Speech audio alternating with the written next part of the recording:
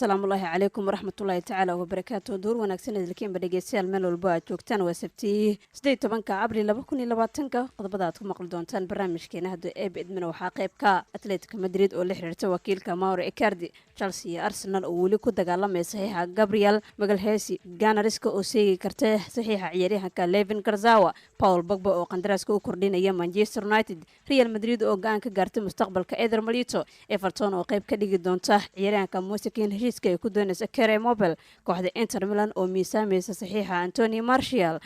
Arsenal oo doonaysa inay xaqiijiso heshiiska Julian Draxler Manchester United oo isha ku haysa daafac South American ah ayaa kisoo sheegtay qiimaha lagu heli karo Andre Onana wakiilka Alexander Sorolet oo beeniyay xiisaha Real Madrid Liverpool iyo United oo helay fursad ay kula saxiixan karaan ciyaaryahanka Kai Havertz iyo wararka kale ugu hadalhaynta badanba barnaamijka ayaad kaga bogan doontaan mar kale iyo xulka ciyaaraha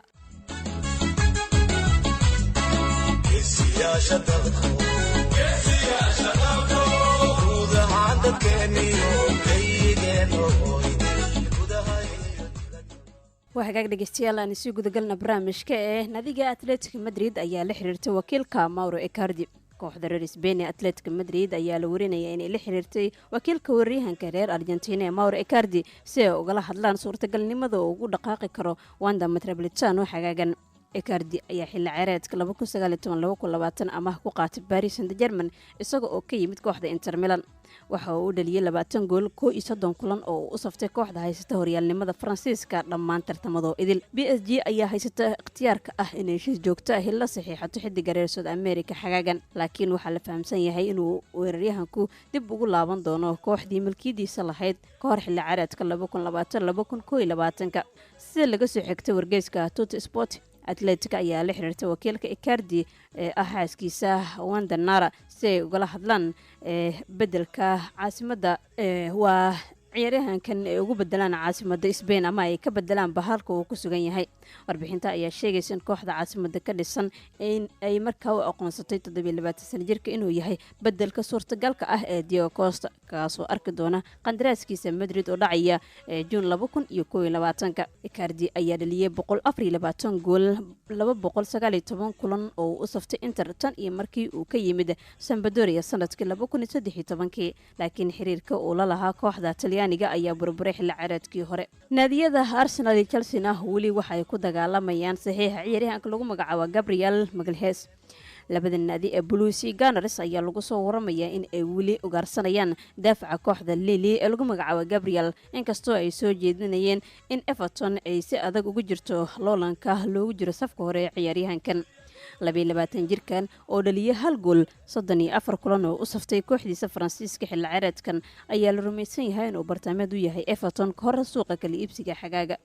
Tofeska ayaa loo maleynayaa inuu ku jiro ama ay kaga jirto meel adag marka ay timaado ciyaaryahanka reer Brazil doonitaankiisa laakiin sida laga soo xigtay wargeyska Spain Chelsea iyo Arsenal ayaa wali ku loolamaya sidii ay u heli lahaayeen daafaca dambeedka dhexe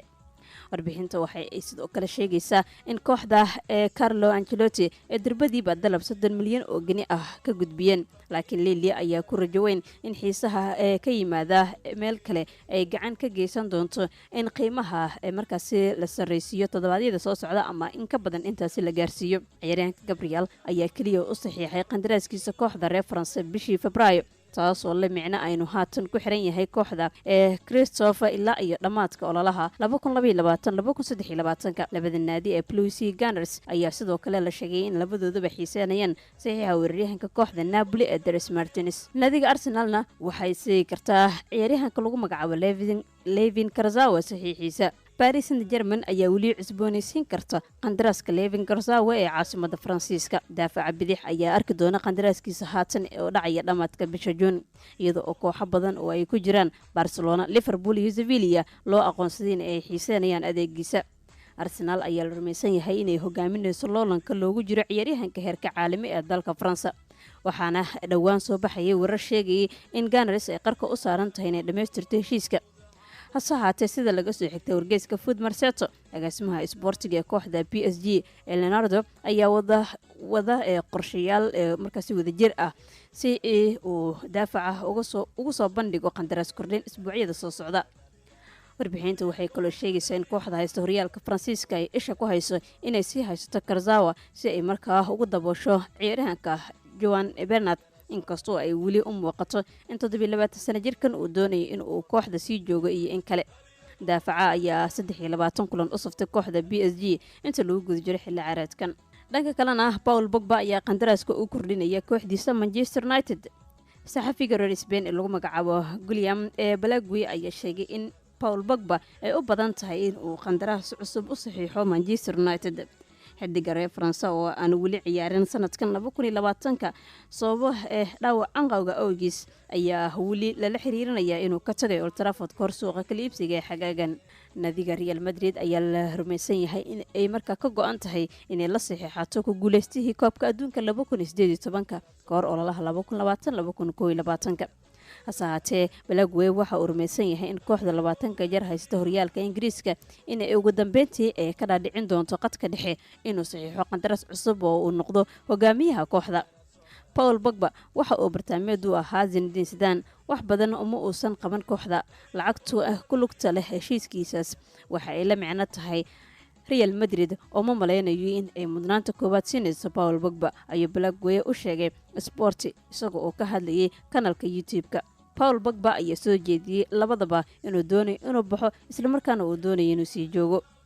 saas darteed waxa uu ciyaarayaa kaararkiisa, laakiin xilligan waxaan dareemayaa in ciyaaryahan isaga oo kala ah si fiican u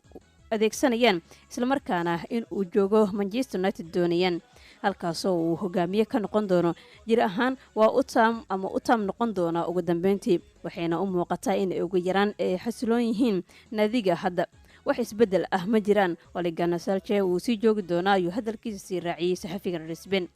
waan ogahay in shaqaalaha tababarka ee Manchester United ay dareemayaan in Pogba uu yahay hogaamiye wanaagsan. laga yaabay in aan sidaa u sii badnayn markii wax qaldamaan, laakiin marka ay si sax ah u socdaan ayuu sii raaciyay. Pogba oo kaliya 8 kulan u saftay United ka xilli ciyaareedkan ayaa arki doona qandaraaskiisa haatan ee Old Trafford oo dhacaya xagaaga soo aadan. inkastoo kooxda haysata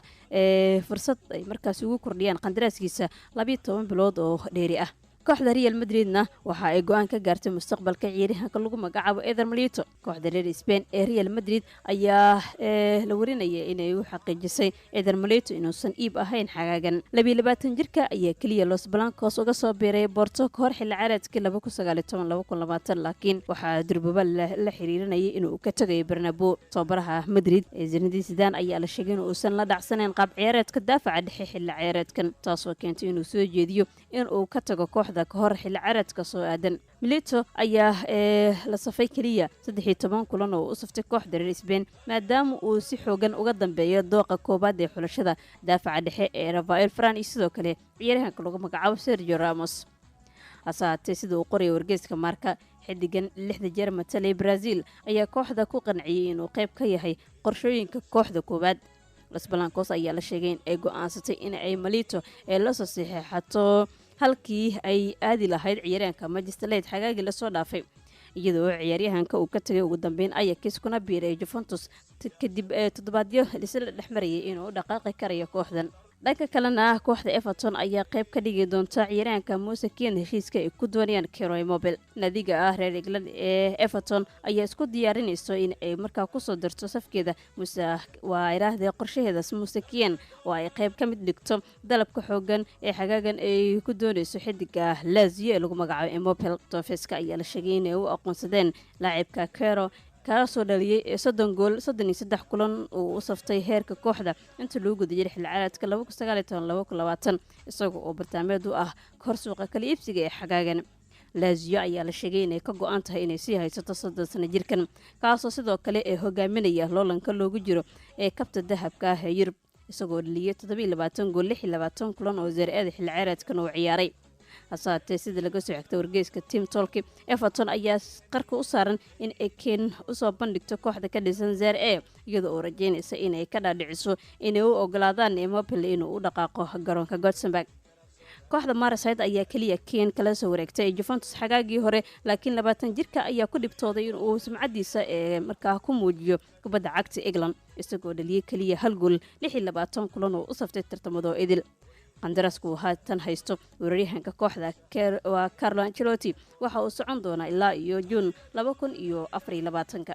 dhanka kalena kooxda reer Talyaani ee Inter Milan ayaa miisaamaysa saxiixa ciyaaryahanka lagu magacaabo Anthony Martial. Inter Milan ayaa ka fiirsanaysa inay xagaaga u dhaqaaqdo xidiga Manchester United ee Anthony Martial. kooxda reer Talyaani ayaa laga yaabaa inay suuqa ugu jirto weeraryahan cusub ka hor ololaha 2020-2021 iyadoo Lautaro Martinez weli si xoogan loola xiriirinayo in uu u dhaqaaqayo kooxda Barcelona. sida laga soo xigtay wargeyska Gazzetta dello Sport, kooxda Antonio Conte ayaa u aqoonsatay Martial inuu yahay bedelka suurtagalka ah ee xidiga reer Argentina. 24 sano jirkan ayaa qabciirad wanaagsan kaga jira United-ka inta lagu guda jiro xilligan, isagoo shabaqa soo taabtay 16 jeer 34 kulan oo u saftay tartamadoo dhan.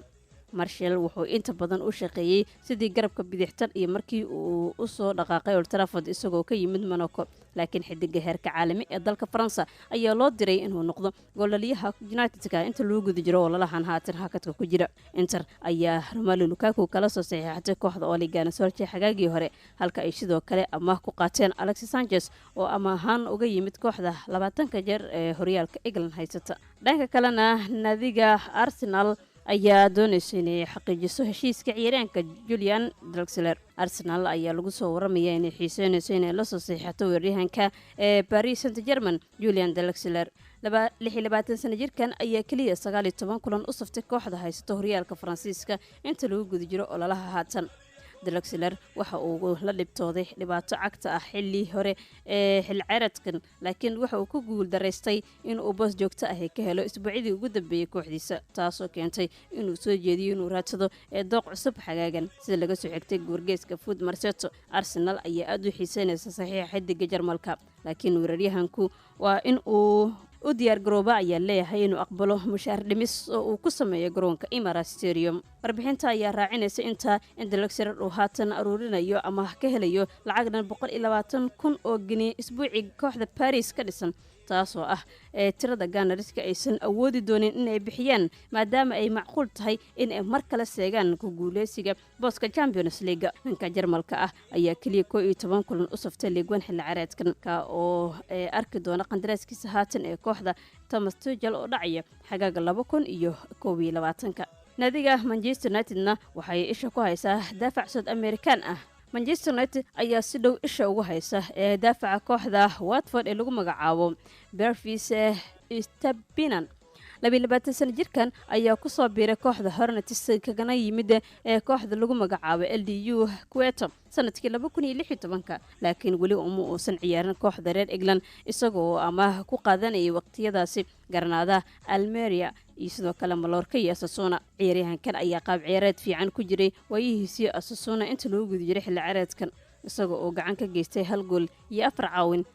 20 kulan oo La Liga u saftay. sida laga soo xigtay wargeyska lagu magacaabo Espresso, United-ka ayaa il gaar ah ku haysa qaab ciyaareedka daafaca bidix inta lagu guda jiro xilliga ciyaareedkan,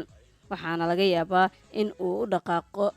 ay u dhaqaaqdo inta lagu guda jiro suuqa kala iibsiga. Atletico Madrid ayaa sidoo kale loo qiimeeyay inay xiiseynayaan, halka kooxo dhowr ah oo ka socda Talyaaniga ay sidoo kale ugaarsanayaan oo ay markaasi suurtagalnimada ay kula soo wareegayaan ama kula soo wareegi karaan xidiga heerka caalami ee dalka Ecuador ay raadinayaan, kaasoo sidoo kale xil ciyaareedka dambe la qaadan doona kooxdaas Suudan. Brand Williams ayaa u soo muuqday tartan culus oo loogu talagalay marka loo eego booska Luke Shaw daafaca bidix ee United-ka safka ee xil ciyaareedkan, iyadoo oo xidiga ka soo aflaxay akadeemiga oo horumar fiican ka sameynayo dhanka weerarka waa dhanka kooxda Ole Gunnar Solskjaer. naadiga Ajax-na waxa ay sheegtay qiimaha lagu heli karo ciyaaryahanka Andre Onana. kooxda Chelsea ayaa loo sheegay in ay bixiyaan lacag dhan 35 milyan oo gini si ay ula soo wareegaan goolhayaha Ajax Andre Onana. Onana 24 sano jir ah ayaa waxa ceyrsanaya Paris Saint-Germain iyo Barcelona kadib markii uu wacdare ka dhigay kooxda reer Holland 4 xilli ciyaareed la soo dhaafay in uu yahay waliba goolhayahooda joogtada ah. Frank Lampard ayaa suuqa ugu jira goolhayo cusub xagaagan kadib markii uu ku qanci waayay qaab ciyaareedkii uu soo bandhigay goolhayaha Luis Cabares Blaga. waxaana Onana ayuu muuqatay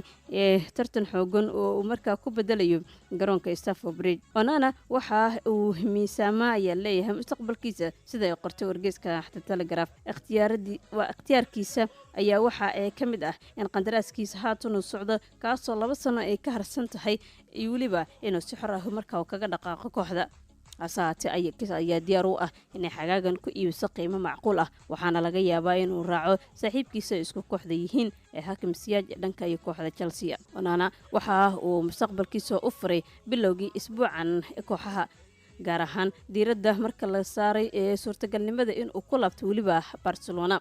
way adag tahay in la yiraahdo maxaa yeelay FC Barcelona wali xiriir wanaagsan ayaan la leeyahay madaxweynaha taageerayaasha ayuu yiri xidigan reer Cameroon oo 5 sano ku soo qaatay akademiyada kooxda La Masia ee Barcelona. sidan horeyba u iri Barca waa gurigeyga haddii aan dib ugu laabto dib ayaan u laaban doonaa laakiin maanta waa naga fog tahay waxaan ahay goolhayaha Ajax waxaan arki doonaa waxa dhaca dhamaadka xilli ciyaareedka ayuu sii raaciyay kaliya waxa aan daryeelayaa ciyaarta kubadda cagta waxa ka dhaca garoonka inta soo hartayna waxay ku tiirsan yihiin wakiiladeyda maareeya arrintan ayuu sii raaciyay. dhanka kalena wakiilka ciyaaryahanka lagu magacaabo Alexander Sørloth ayaa beeniyay xiisaha kooxda Real Madrid.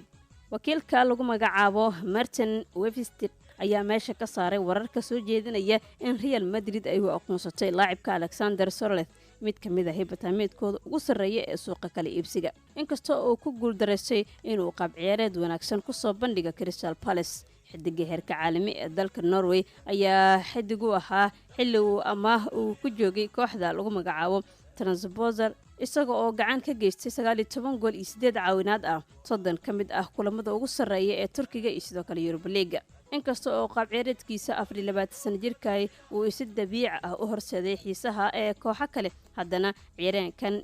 Webster ayaa hoos u dhigay suurtagalnimada ugu dhaqaaqaya Bernabeu isaga oo la hadlayay Mundo Deportivo waxa uu yiri waxaa jira xiise aad u weyn oo dhanka Ajax ah waa Alex ah si kastaba ha noqotee ilaa iyo hadda ma jiraan wax culus oo miiska ay soo saartay Real ama kooxda Sevilla ayuu yiri. inkasta oo Sørloth uu wali qandaraas kula jiro kooxda Palace waxay u muuqataa in lama huraan ay tahay in kooxda lagu magacaabo Trabzonspor ay qaadan doonto wada ay markaa kula saxiixato weeraryahanka adduun dhan 6 milyan oo gani dhamaadka xilli ciyaareedkan. kooxaha Liverpool iyo sidoo kale Manchester Unitedna waxay helayaan fursad ay markaa kula saxiixdaan Kai Havertz. agaasimaha sportiga ee lagu magacaabo Simon Rolfes ayaa qiray in uu filayo in Kai Havertz uu ka tagi doono kooxda Bayer Leverkusen mustaqbalka dhow isaga oo ku darsaday 9 gool iyo 7 caawinaad ah 30 kulan oo uu ka soo muuqday Bundesliga iyo Europa League xilli ciyaareedkan. kubad sameeyaha ayaa loo habeeyay in uu markaa u dhaqaaqo koox weyn iyada oo Liverpool, Manchester United iyo Bayern Munich la sheegay inay isha ku hayaan xaaladiisa. Rolfes waxa uu dareensan yahay in ay macquul tahay in uu 20 sano jirkana ugu dambeyntii ka tago kooxda Jarmalka isaga oo la hadlay wargeyska Bild. Rolfes waxa uu yiri xaqiiqda ah in Kaya uu ugu dambeyntii ka tagi doono Leverkusen waa horumar macquul ah. waan la yaabanahay in uu guuritaanka wadan kale uu soo jiito isaga waan ogahay wuxuu dareemayaa in uu aad ugu qanacsan yahay. xiriir joogto ah ayaan la leenahay Kaya wax walba way furan yihiin oo waliba si hufan ay u socdaan ayuu yiri. tababaraha ee Leverkusen ee Peter ayaa hore u soo jeediyay in Havertz uu markaa ku dhici doono ama ku kici doonaba qiimo dhan 90 milyan oo gani.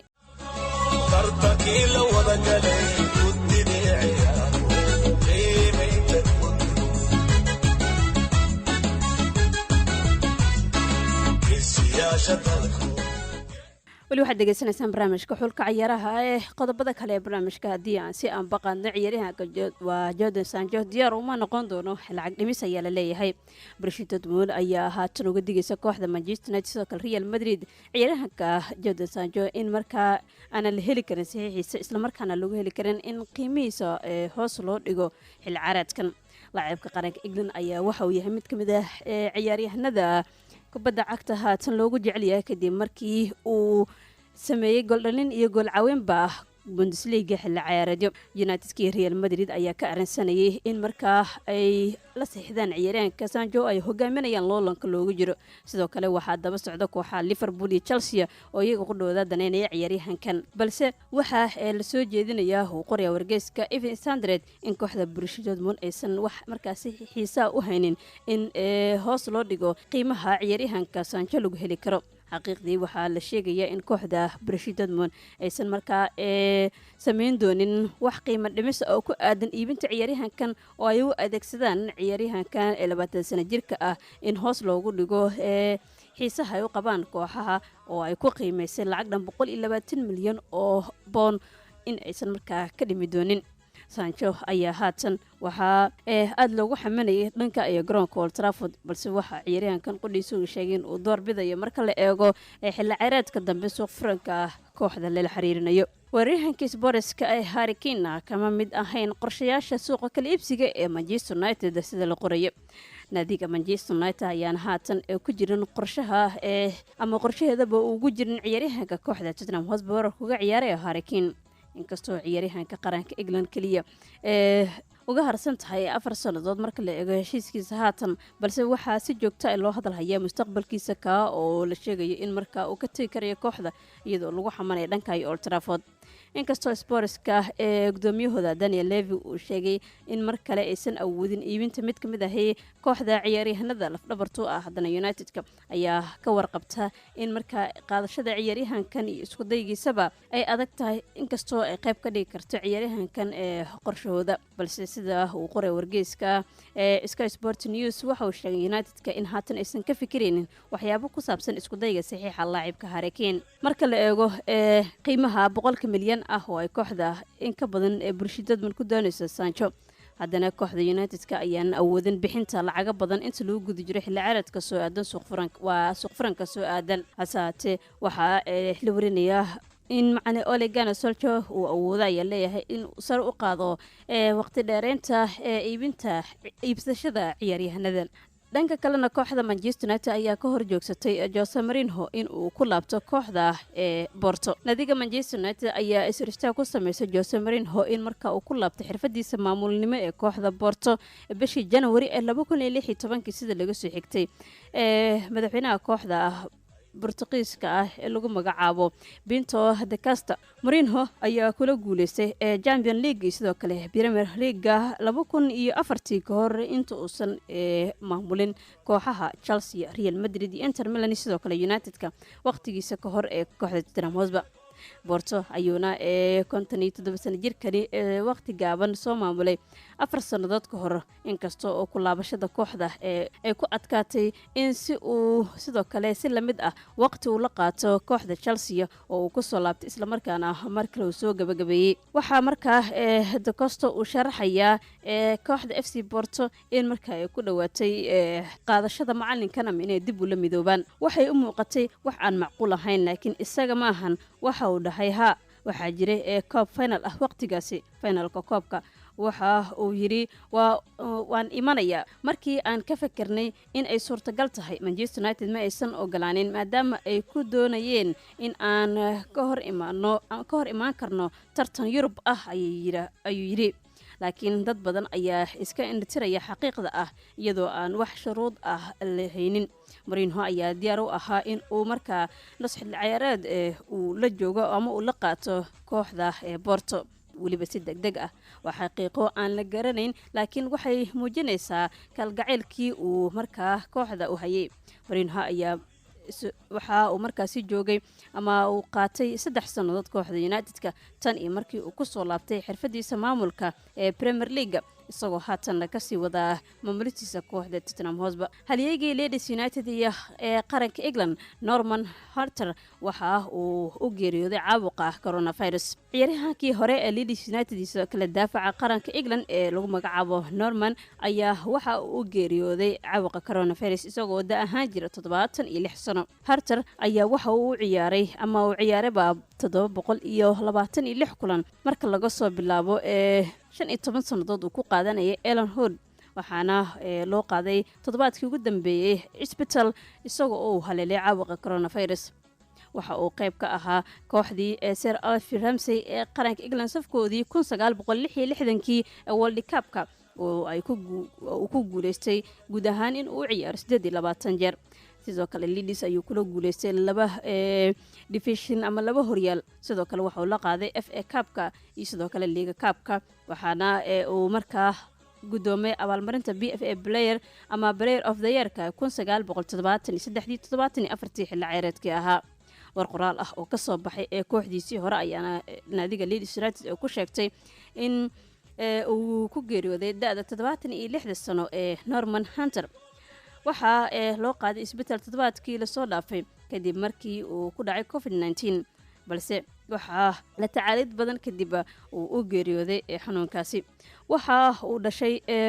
bishii Oktoobar ee 1943 maalin Jimco ah, waxaana uu ku geeriyooday da'da 76 sano, balse waxa uu safashadiisii ugu horeysay ee naadiga Leeds uu ka hortagay kooxda Swansea Town isagoo oo waliba da ahaan jira 18 sano maalin Sabti 8 Sebtembar 1962, waxaana uu ka caawiyay kooxda Don Revie uu hogaaminayay guul 2-0 ah oo ay markaasi ka gaareen, waxaana uu noqday mid ka mid ah ciyaaryahanadii ugu wanaagsanaa ee marka la eego daafaca dhexe ee kulankaasi taariikhda. Hunter ayaase waxa uu u ciyaaray 726 oo ka soo muuqday kooxda Leeds United muddo 14 sanadood uu joogay kooxda, balse waxa uu guulo badan kadib uu la gaaray loogu magac daray ama naanays looga dhigay Betsier Legs. waxa uu markaa ka caawiyay kooxda Leeds inuu ka soo saaro second division ama heerka labaad, waxaana uu noqday mid ka mid ah daafacyadii wadnaha u ahaa kooxda, waxaana ay yimaadeen championka sidoo kale England 2 jeer. waayihiisii sidoo kale Satisfyers Cup-ka oo ay markaa ku guuleysteen. waxa uu markaa 2 jeer oo muddo guulo ah uu la qaatay ama uu kula guuleystay 1968 League Cup-ka iyo sidoo kale 1969kii, halka 1972 sidoo kale uu ku guuleystay FA Cup-ka. wuxuu guud ahaan qaranka England matalay 28 jeer, halka uu ka soo muuqday ama kula guuleystaba oo ka mid ahaa safkii hantiyay waa World Cup-ka ama koobka adduunka 1966, halka sidoo kale markii ugu horeysay uu ku guuleystay Player of the Year-ka 1974, balse wuxuu ka tagay kooxda Leeds oo ku biiray kooxda Bristol City 1976 waqtigaasi uu sidoo kale ku qaatay kooxda Barnsley. kadibna waxa uu u dhaqaaqay dhanka iyo maamulidda oo uu markaa ka soo shaqeeyay kooxda Rotherham United. qaybihii ugu dambeeyay barnaamijkana waanu isla maraynay. haddii aan dhanka wararka ugu hadalhaynta badan aan eegno, ciyaaryahanka weerarka uga ciyaara kooxda Liverpool Sadio Mane ayaa u furan dhaqaaqitaanka kooxda Real Madrid, waxaana uu sheegay laacibka qaranka Senegal xidiga ay markaas isku kooxda yihiin lagu magacaabo Keita Balde in aysan u badnayn inuu baaqi ku sii hado garoonka Anfield. ciyaaryahankan 8 sano jirka ah Mane sidoo qoray wargeyska Isbaanishka laga leeyahay. qadka dhexe ee qaranka Faransiiska Paul Pogba ayaa la filayaa inuu saxiixo heshiis cusub kooxda Manchester United, sida markaa uu sheegay journalistaha Isbaanishka ah ee lagu magacaabo Graham Belague sida uu qoray wargeyska Express. Borussia waxa ay doonaysaa ciyaaryahanka qaranka England weerarka uga ciyaara lagu magacaabo Mason Greenwood oo 18 sano jir ah in markaa uu la midoobo ciyaaryahanka ay isku qaranka yihiin ee garabka ka ciyaara ee lagu magacaabo Jadon Sancho inuu ku soo laabto kooxda ama marka uu ka mid noqdo kooxda Manchester United, sida laga soo xigay wargeyska Isbaana. Tottenham iyo Brazil weeraryahankooda lagu magacaabo Lucas Moura waxa uu sheegay Sportska in markaa bedelka Harry Kane uu u noqon karo haddii 26 sano jirka qaranka England uu ka tago kooxda, sida uu qoray wargeyska lagu magacaabo Independent. naadiga West Ham United waxa ay markaa ka wada hadlaysaa iibinta 3 ka mid ah ciyaaryahanada kooxda koobaad ah si ay markaa uga cararaan dhanka iyo dhaqaalaha kooxda hoos isku dhimaya sababa keentay caabuqa coronavirus, sida uu qoray wargeyska lagu magacaabo Football Insider. naadiga Barcelona waxa ay isku day doontaa inay dib ula saxiixato weeraryahanka Brazilianka Neymar oo ay ka keeneen PSG. kooxda Isbaanishka ah ayaana haatan isku dayeysa in ay markaa qayb uga dhigto tiro ciyaaryahano Faransiis ah sida ciyaaryahanka Samuel Titi sidoo kale xidiga Ousmane Dembele iyo ciyaaryahanka lagu magacaabo Jean-Claude Todibo oo qayb ka noqdaan heshiiska ayaa la leeyahay ciyaaryahankan dib loogu soo celinayo. Mundo Deportivo ayaana qoraya waryahanka Argentineska Lionel Messi laacibka shabaq dhowraha qaranka Germany ee Marc-Andre ter Stegen 22 sano jirka Netherlands qadka dhex uga maareeyay lagu magacaabo Frank de Jong kaliya saddexdaas ciyaaryahan ayaa badbaado u noqon kara marka laga leeyahay kooxda Barcelona. Naadiga Isbaanishka ayaa qorsheynaysa in marka ay dusha u ritaan ciyaaryahanadan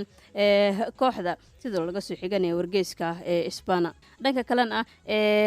maamulaha kooxda Barcelona City ayaa wuxuu sheegay ciyaaryahanka 17 sano jirka ee Brazilianka ah kubad sameeya Philippe Coutinho in haatan oo ama ku jooga kooxda Jarmalka ee Bayern Munich oo wali markaa mustaqbal ku leeyahay garoonka Camp Nou sida uu qorayo wargeyska lagu magacaabo Independent. dhanka kalena ciyaaryahanka shabaq dhowraha ah ee lagu magacaabo Buffon oo 42 sano jir ah ayaa aqbalay in uu qandaraaska u kordhiyo kooxda Juventus